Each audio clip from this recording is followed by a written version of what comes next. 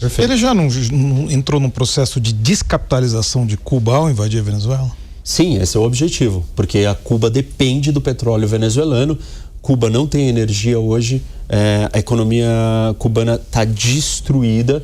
Então, ele está criando mecanismos ou situações para que a população em Cuba saia às ruas, e aí ele vai fazer uma ameaça, que pode ou não ser um blefe. Mas dado como ele já agiu algumas vezes, ele está apostando que essa ameaça vai ser efetiva ou vai gerar medo, e Cuba vai aí acabar cedendo, que é a mesma coisa um pouco do que está acontecendo com o Irã. Vamos para mais uma rodada. Luca Bassani. Pois é, professor, muito se falou sobre a questão da geopolítica e geoeconomia e claramente o redesenho do mundo nas velhas esferas de influência, né? Mais especificamente Estados Unidos, Rússia e China. Esses três países têm um maior arsenal atômico, obviamente Estados Unidos e Rússia com 90% das ogivas, mas nesse mundo em que o senhor mesmo disse que os tratados internacionais, o direito internacional tem sido deixado de lado e rasgado, como que a busca por uma arma atômica pode motivar países a quebrar o tratado de não proliferação em nome dessa soberania? Muito tem se falado sobre soberania, mas de fato os países que detêm este poder atômico, são apenas 9 nações do mundo, que têm a sua integridade territorial não violada. Como o senhor acredita que outros países europeus e a Alemanha têm aventado essa possibilidade, né? Ou até mesmo a França estendeu seu guarda-chuva nuclear, ou países até mesmo nas Américas, que é um continente pacífico, mas vem essas interferências externas, podem olhar para o Tratado de Não Proliferação e buscar a sua própria bomba atômica, eventualmente, como uma espécie de dissuasão das grandes potências que dominam o mundo atualmente? Olha, um dos episódios que pode acontecer no mundo que vai ser marcante para isso que você descreveu é se os Estados Unidos não defenderem Taiwan. Meses depois, o Japão vai se declarar uma potência atômica. E se o Japão se declarar uma potência atômica, a Coreia do Sul vai fazer a mesma coisa. E a Polônia, que já está falando em ter bomba atômica, vai ter certeza que ela precisa ter uma bomba atômica. E aí, nesse momento, a Alemanha, que está se rearmando, fala, pô, mas espera aí, a Inglaterra, a França, o Japão, a Coreia do Sul, a Polônia, todos têm bomba atômica, eu vou ter que ter uma bomba atômica. E aí, você não vai poder falar para o Irã que não dá para ele ter bomba atômica, né? Ou você não vai ter legitimidade, você pode falar na base do poder ou da força. E aí, nós vamos estar aqui no Brasil discutindo se a gente não tem que ter uma bomba atômica. Então, esse cenário ele é muito real e muito fácil de acontecer. Esse, né, da sua pergunta inicial lá do começo, o Trump traz mais estabilidade ou instabilidade? Se ele abandonar Taiwan, ele trouxe uma instabilidade gigantesca. Por quê? Porque aí a corrida nuclear, nós teremos uma corrida armamentista nuclear no mundo. E nós termos um mundo com 20, 30 países com bomba atômica, pode ter certeza que esse não é um mundo mais seguro. Perfeito, vamos lá, Fabrício. Queria voltar um pouquinho na questão de Cuba. Donald Trump tem falado bastante sobre isso, mas a gente sabe que Cuba não tem a mesma relevância econômica da Venezuela. Ao mesmo tempo, a gente vive hoje num cenário onde Cuba não tem mais uma União Soviética para defendê-la e armá-la, como acontecia décadas atrás. Quando Donald Trump fala muito sobre Cuba, bate bastante nessa tecla, ele está apostando num, diria, romantismo para o público interno norte-americano, mais do que alguma ação concreta pensando em política externa?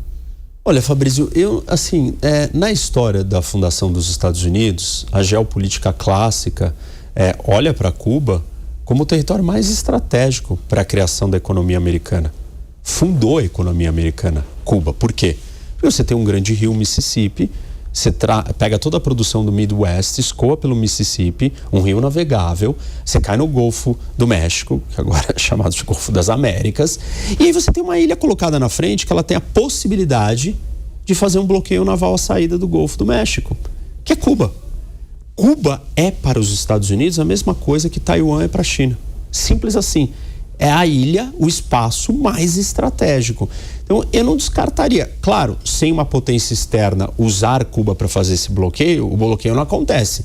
Mas ela não foi retirada do mapa geográfico de importância máxima para os Estados Unidos.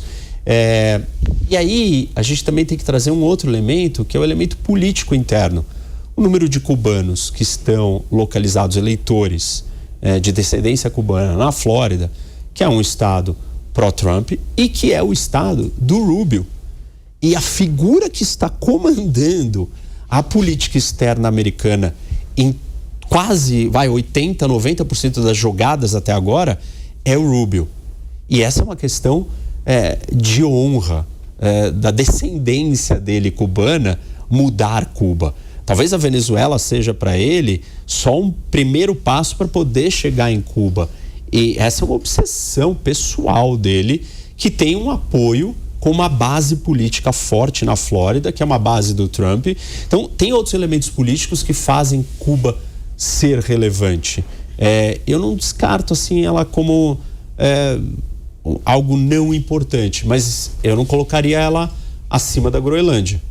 Claramente a Groenlândia é mais importante que Cuba, mas Cuba vai vir depois. Cuba é muito mais importante do que a Colômbia, por exemplo. Sidney, vamos sair um pouquinho dos Estados Unidos? Vamos. E vamos para um país bem próximo da gente chamado Brasil, né?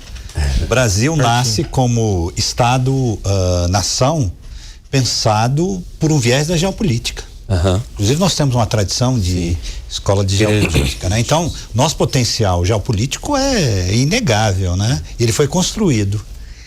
Na tua avaliação, né, neste admirável mundo novo, né, do retorno da história, da geopolítica protagonista, e o papel do Brasil? Será que a gente subiu ao palco, está desempenhando um papel de protagonista, ou está havendo algum nó, algum obstáculo para que a gente ocupe um lugar, né, construído pelas nossas elites desde o século XIX?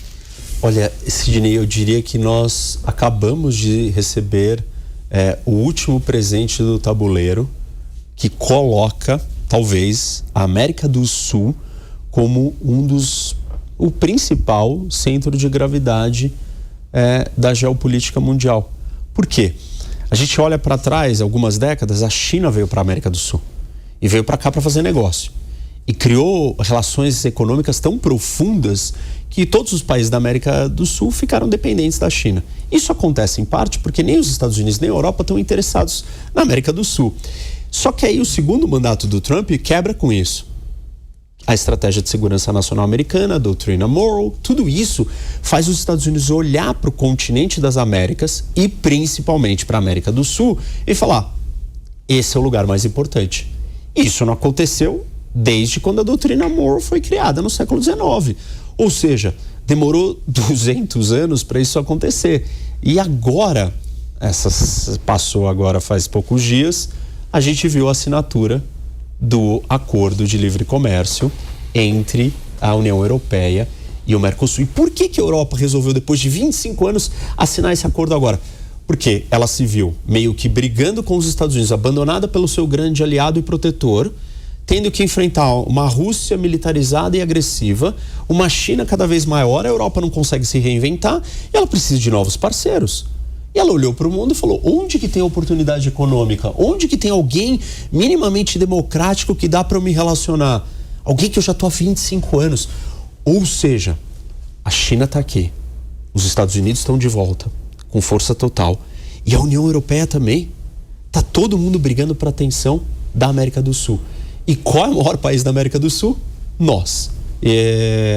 E aí, então, eu acho que nós temos uma oportunidade única, só que isso requer uma habilidade diplomática que a gente não tem essa maturidade, infelizmente. Não mostramos essa maturidade, obviamente, com os governos de esquerda, mas nem com os governos de direita. O Brasil não mostrou maturidade, planejamento, estratégia diplomática e política para pensar o Brasil em 30 anos para onde nós queremos ir. Como é que a gente vai se equilibrar entre ter uma relação aprofundada com os Estados Unidos, tirar vantagem das terras raras, de todos os outros grandes ativos que nós temos aqui, e ao mesmo tempo manter a relação econômica com a China, sem brigar com os dois?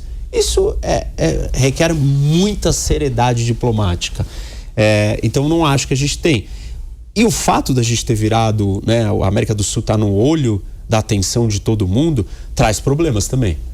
Pela primeira vez a gente se deparou com uma situação de ser sancionado pelos Estados Unidos, tarifado, Assim, tipo, a relação política e diplomática com os Estados Unidos quase que explodiu totalmente. Agora temos essa questão, como é que equilibra China e Estados Unidos? E vamos ter várias outras questões. Então, eu acho que o Brasil tem uma oportunidade muito grande. Mas aí as lideranças lá atrás que desenharam, estudaram a nossa geopolítica, não estão mais presentes. A gente não tem mais essa visão do Estado, da expansão, da construção, da fundação do Estado brasileiro, pensando todas as fronteiras que a gente precisava, todos os acessos. A gente simplesmente estagnou e morreu no pensamento geopolítico brasileiro. Mas todos os ventos estão ao nosso favor.